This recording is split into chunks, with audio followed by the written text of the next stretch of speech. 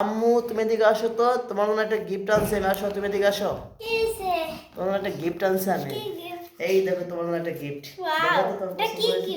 তুমি খুলে দেখো তোমার এটা কি আছে, এখানে কি গিফট তোমার জন্য দিছি। কি রে ভাই, এটা এমন মূল্যে কি দিছে রে?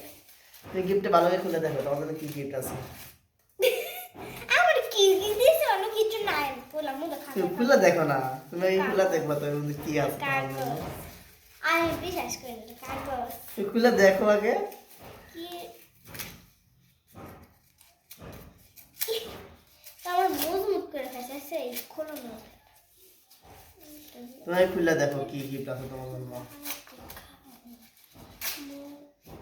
আইতে খালি যাইতে খালি মুখ বাড়ি নুয়া খালি।